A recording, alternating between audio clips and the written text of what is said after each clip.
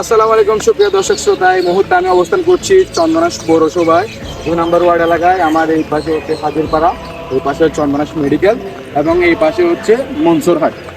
তো আপনারা নিশ্চয়ই জানেন পৌরসভার মধ্যে গত পুরা চট্টগ্রাম ধরেই টানা 6 দিন ভারী বৃষ্টিপাতের কারণে প্রায় নিচু চন্দনাশ এবং চট্টগ্রামের আশেপাশের এলাকায় সাতকানিয়া, বাঁশখালী, আমাদের চন্দনাশের মধ্যে প্রায় ভারী বর্ষণের ফলে পানি নিচে চলে গিয়েছে সমস্ত নিচু এলাকা বললেই হবে না। শুধু আমরা যে ইউনিয়নগুলো রয়েছে সাতবাড়িয়া কিংবা বড়মা, বরকল, ওইখানে তো পানি রয়েছে। আপনাদের এই মুহূর্তে আমি অবস্থান করছি চন্দনাশ পৌরসভার মধ্যে এমন অবস্থা 2 নম্বর ওয়ার্ডে, তাও এতটুকু পানি আপনারা চিন্তা করে দেখতে পারেন। চন্দনাশের আশেপাশে কিংবা সাতকানিয়া, বাঁশখালী যে ইউনিয়নগুলো রয়েছে, দুর্গম এলাকাগুলো রয়েছে, যেগুলো নদীর পাড়ে রয়েছে, ওই স্থানগুলোর কেমন অবস্থা। আসলে আমরা তো এখান থেকে আমাদের আশেপাশে থেকে আমরা বের হতে পারছি না, কারণ সবখানে পানিবন্দী।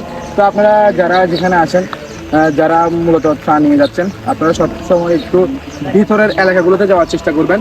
কারণ হচ্ছে সবাই তো মেইন রোডে যেতে, যেমন কি এটা পৌরসভার মধ্যে সবাই আসতে পারে, কিন্তু বিভিন্ন ইউনিয়ন যেগুলো আছে, যেগুলো অনেক বেশি দুর্গম এলাকা রয়েছে, ওখানে অনেকজন যেতে পারছে না। তো আপনারা অবশ্যই যেখানে দুর্গম এলাকা, যেগুলো ভিতরের এলাকাগুলোতে যাওয়ার চেষ্টা করবেন। বেশিরভাগ আপনারা শুকনা খাওয়া নিয়ে যাবেন এবং হচ্ছে বিশেষ করে মোমবাতি এবং লাইটের ব্যবস্থা করবেন। তো আশা করি সবাই সবার জায়গা থেকে সুস্থ থাকবেন এবং সবাই সবার পাশে থাকার চেষ্টা করবেন। আপনারা এগিয়ে আসুন, আমরা এগিয়ে যাই। ইনশাআল্লাহ এই দুর্যোগটাকে আমরা কাটিয়ে ওঠার চেষ্টা করি। আসসালামু আলাইকুম।